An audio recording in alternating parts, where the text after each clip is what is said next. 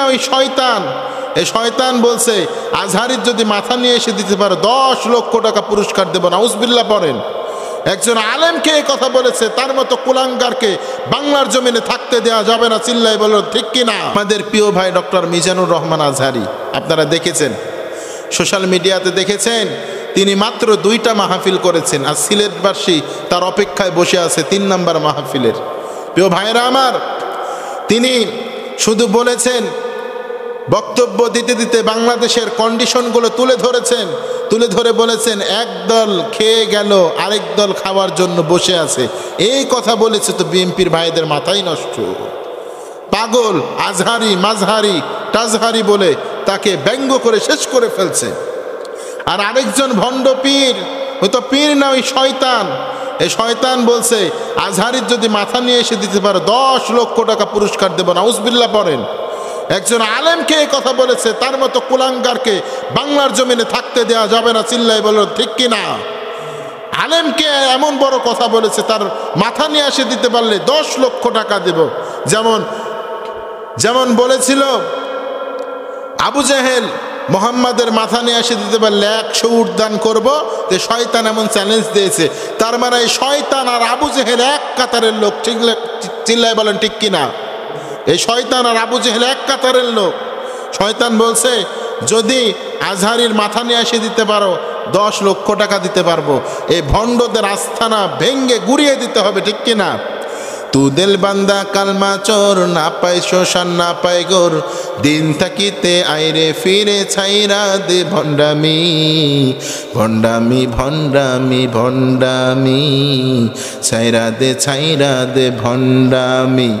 নামাজ কালাম পড়ে না ইবলিশ শয়তানের নানা, ধর্মের একটা খুঁটি লইয়া কয়দিন করবি হয়রানি, ভণ্ডামি ভণ্ডামি ভণ্ডামি, ছাইরা দে ভণ্ডামি।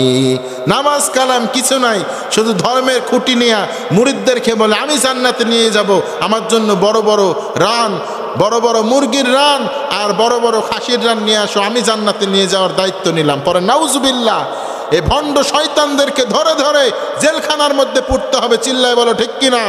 এতদিন যেখানে আলেম ওলামাকে পুড়েছিল, আজকে থেকে আমি ঘোষণা করে দিচ্ছি, প্রত্যেকটা পীরের আস্থানায় আপনাদেরকে, তাদেরকে ধরে ধরে যারা হক্কানি রব্বানি, তাদেরকে বাদ দিয়ে যারা ভণ্ড, যারা প্রতারক, তাদেরকে ধরে ধরে জেলখানার মধ্যে পাঠাতে হবে। চিল্লাই বলেন ঠিক কিনা? প্রত্যেকটা মানুষ, বাংলাদেশের মানুষকে সচেতন হতে হবে। আজকে একজন আলেমের মাথা 10 লক্ষ টাকা দিয়ে বিক্রির জন্য বলেছে, কালকে আরেকজনকে বলবে, এমন একটা তাণ্ডব দেশের মধ্যে চালাবে যেখানে আলেম ওলামার বিপদ নেমে আসবে। চিল্লায় বলো ঠিক কিনা? এতদিন আওয়ামী লীগের শাসনামলে তারাই তাদেরকে সাথে নিয়ে যত কুমন্ত্রণা, যত শয়তানি, যত বদমাশি তারা করেছে, প্রিয় ভাইরা আমার, তাদের অন্তরের মধ্যে মোহর মেরে দিয়েছে কে? এদের মোহর মেরেছে। কেমন মোহর? তাফসিরে জালালাইনের মধ্যে আছেন, তাফসিরে বাইজাবির মধ্যে বলছেন যে এমন মোহর যা শিশির মধ্যে ঢুকিয়ে খাপ মেরে কাদা দিয়ে মুখ মেরে দিলে যেমন হয়, তো আল্লাহ রাব্বুল আলামিন তাদের অন্তরের মধ্যে এমন মোহর মেরেছেন। তাদের সামনে কোরআন পড়লে তারা শুনতে পায় না, তাদের সামনে কোরআন পড়লে হেদায়েত খোলে না, তাদের চোখ দিয়ে কোরআন দেখতে পায় না। পরে নাউজুবিল্লাহ।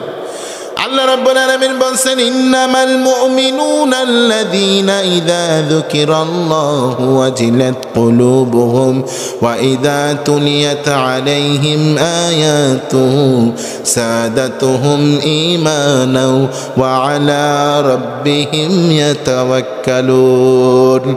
আল্লাহ রাব্বুল আলামিন বলেন এই কোরআন এমন একটা পাওয়ারফুল কিতাব, যে কিতাব কোনো সম্প্রদায়ের ওপর যখন তেলাওয়াত করা হয়, কোনো তাফসীর ময়দানে পড়া হয়, কোনো মসজিদের মেম্বরে পড়া হয়, এই কোরআন যখন মানুষের সামনে পড়া হয়, ওখানে যদি 10 লক্ষ 20 লক্ষ লোক থাকুক না কেন, যদি পাক্কা ইমানদার হয়, তার ইমান বৃদ্ধি করে দেয় কে?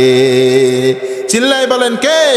ইন্নামাল মুমিনুনা আল্লাযীনা ইযা যুকিরাল্লাহু ওয়াজিলাত কুলুবুহুম ওয়া ইযা তুলিয়াত আলাইহিম আয়াতুহু যাদাতহুম ঈমানান ওয়া আলা রাব্বিহিম ইয়াতাওয়াক্কালুন। আল্লাহ রাব্বুল আলামিন এমন করে ঈমান বৃদ্ধি করে দেন, এত ঈমানের পাওয়ারকে দীপ্ত করে দেন, এত তুখর করে দেন, কোন কাফের বেঈমান এসে তার সামনে কোরআনের বিপক্ষে কথা বললে টিকে থাকতে পারে না, ঠিক কিনা? আল্লাহর বিরুদ্ধে কথা বললে টিকে থাকতে পারে না, রসুলের বিপক্ষে কথা বলে বাংলাদেশ ছাড়তে হয়, চিল্লায় বলেন ঠিক কিনা? রসুলের বিপক্ষে কথা বললে তাদেরকে বাংলাদেশ ছাড়া লেগেছে।